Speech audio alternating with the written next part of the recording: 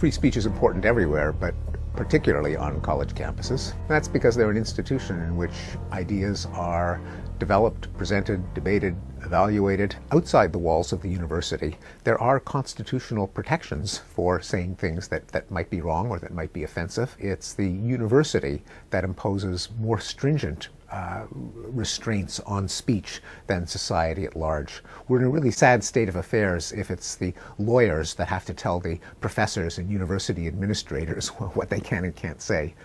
In order that ideas be brought to light and evaluated, including ideas that we may all believe that may be wrong. It's happened in history many times.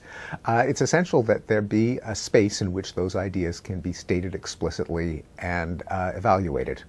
In fact, one answer to the mystery of why societies often fall under the spell of a collective delusion, such as the European witch hunts, which tortured to death 150,000 women who were suspected of causing ships to sink and crops to fail by casting spells, or pogroms against Jews who were accused of killing Christian boys to use their blood to make matzah, not to mention the horrors of Stalinist Soviet Union or Hitler's Germany.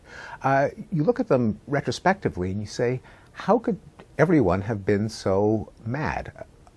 On top of being evil, these ideas seem patently ludicrous. How can you have a collective delusion overtaking an entire society?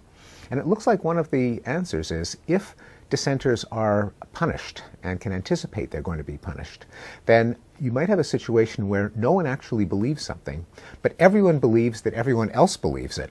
And therefore, no one is willing to be the little boy that says the emperor is naked.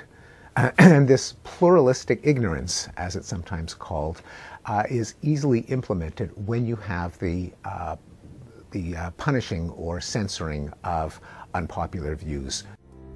In our intimate relationships, there is a certain logic to keeping certain thoughts just out of bounds. Just don't go there. That's the kind of relationship we have. That's the kind of person I am. That's the esteem with which I hold you.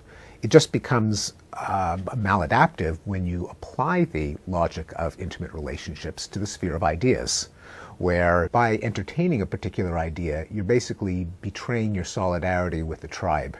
As with families, as with couples, coalitions of people, probably originating from our tribal psychology, are held together by shared beliefs that one dare not question. In particular, betrayal of the group. That's a bit of our psychology that may have made some sense in a Hobbesian world of tribe against tribe. But when the coalitions are political parties or schools of thought or scientific theories, the psychology of taboo can really get in the way of finding the truth or of figuring out the best way to run our affairs. The doctrine of political correctness was a reaction to some genuinely upsetting developments. Pseudoscientific theories of racial inferiority, the oppression of women. We can still be completely fair, non-racist, non-sexist, make no invidious distinctions, even as we acknowledge the plain truth that not all of us are interchangeable with one another. Our efforts to make the world a better place have succeeded. It's a kind of an empowerment of progressive causes, like the reduction of racism and sexism that is behind the decline of lynching and racial pogroms and rape and domestic violence.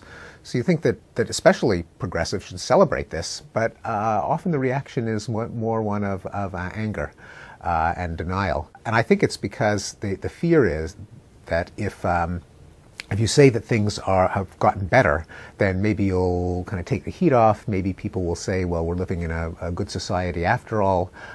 We can relax our efforts to drive violence down, which I think is exactly wrong. I think, in fact, if people become fatalistic, they think, well, what's the point of trying to make the world a better place? People will screw it up no matter what you do. That's the license for complacency.